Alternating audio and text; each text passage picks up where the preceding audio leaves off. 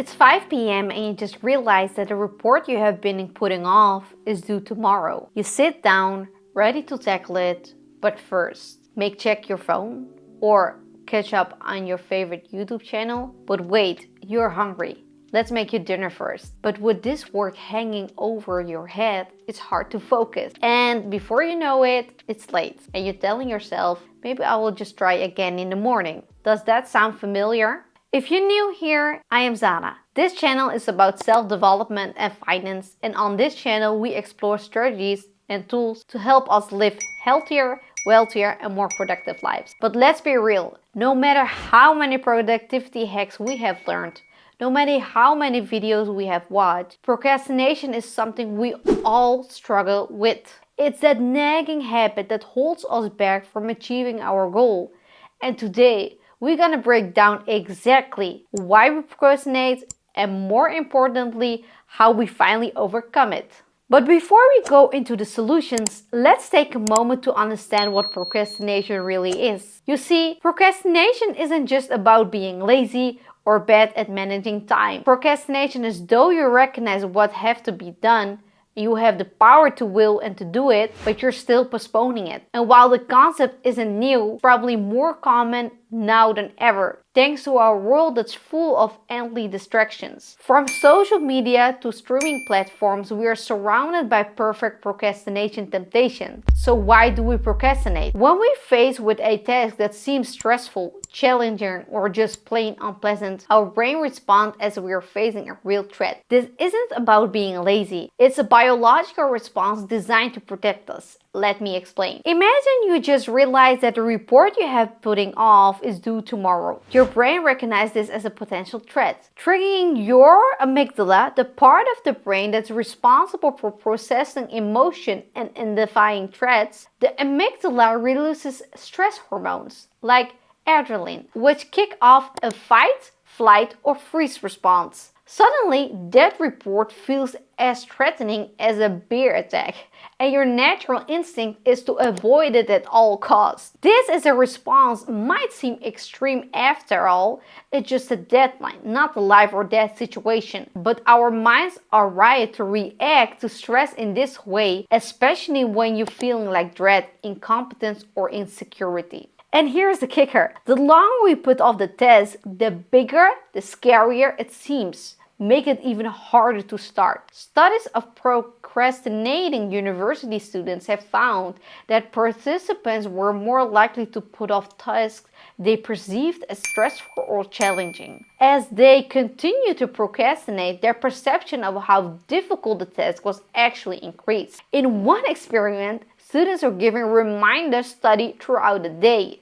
Interestingly, while they were studying, most reported that it wasn't so bad. But when they were procrastinating and they constantly rated the idea of studying as a very stressful and make it even more difficult to get started. So, if procrastination is so bad for us, why do we keep doing it? The answer is very simple. Because in the short term it works. When we avoid a stressful task, our immediate anxiety decreases, which feels good at least for the moment, but this short-term relief comes with a heavy cost. Frequent procrastinators often struggle with higher levels of stress, anxiety and even depression. The shame of not completing tasks can weigh heavily on us and create a vicious cycle that's hard to break. And while procrastination might feel good in the moment, it often leads to long-term consequences that are far worse. Think about it. How many times have you put something off only to feel even more stressed and guilty and overwhelmed later on? In fact, research shows that frequent procrastinators are more likely to suffer from physical ailments associated with high stress such as headache, digestive issues, and even heart problems.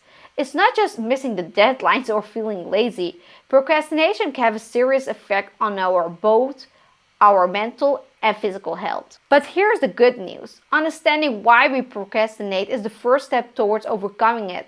There are strategies so we can use to break the cycle, so we can stop letting procrastination control our life and starting achieving our goals. How to overcome procrastination. The key to overcoming procrastination isn't just about forcing yourself to get started or practicing strict time management. In fact, being too hard on yourself can actually make things worse. When we add guilt or shame to the mix, it only layers more negative emotions onto a task, make it even feel more daunting. So instead of beating yourself up, try to approach procrastination with a bit of compassion and a clear plan. Let's talk about the 3 practical methods to tackle procrastination head on. Method 1. Break it down. First, break the task into smaller, more manageable pieces. When the task feels overwhelming, it's easy to avoid it entirely. But if you can focus on just one small part, say writing the introduction to that report, or it becomes a lot less intimidating. This is where the 2-minute rule comes in. The 2-minute rule is simple. If something takes less than 2 minutes to do it right away, need to write that first sentence, just do it. You will find that once you start, the momentum will carry you forward. This technique works because it takes advantage of the fact that most of the resistance we feel towards tasks is in getting started. Once you begin, you will often find that that task isn't as bad as you thought. But what about those tasks that takes more time than 2 minutes? That's where the next method comes in. Method 2, the 5-minute rule. Speaking of momentum, another powerful tool is the 5-minute rule. If you're struggling to start a task, committing on it to work 5 minutes, tell yourself, I will just do 5 minutes and then I can stop. These techniques work because it tricks your brain into thinking this task isn't that big of a deal. Chances are, once you begin, you will find it easier to keep going. Think it of pushing a big heavy boulder over the edge of a hill.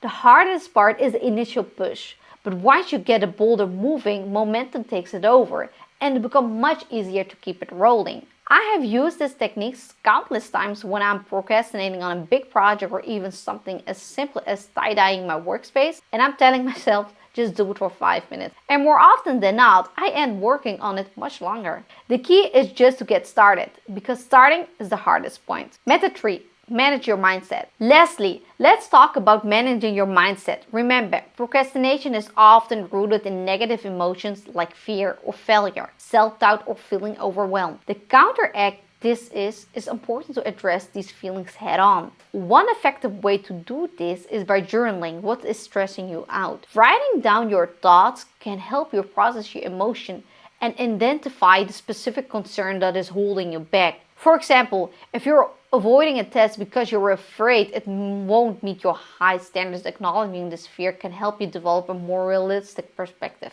You might realize it's okay if the task isn't perfect as long as it gets done. Another strategy is to remove nearby distraction that makes it easy to impulsive procrastinate.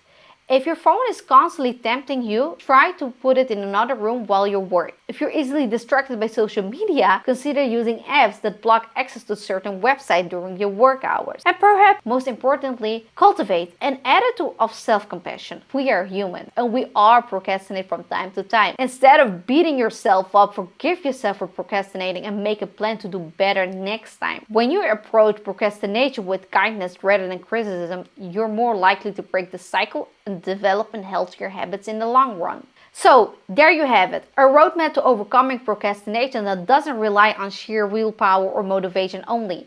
Instead, it's about understanding why we procrastinate, breaking down the task, leveraging momentum, and managing our mindset. These strategies are practical tools that you can start using today to combat procrastination. Imagine how much more you could accomplish if you stopped putting these things off and started taking action. Whether it's finally writing that report, tackling a big project, or simply staying on the top of your daily tasks. Overcoming procrastination is the key to unlock your full potential. If you found these strategies helpful and you want to learn more about getting productive, you might get to check out my new video, How to Get Ahead of 99% of People. Remember, overcoming procrastination is a journey, and it's okay to stumble along the way. The most important thing is to keep moving forward. Thank you so much for watching.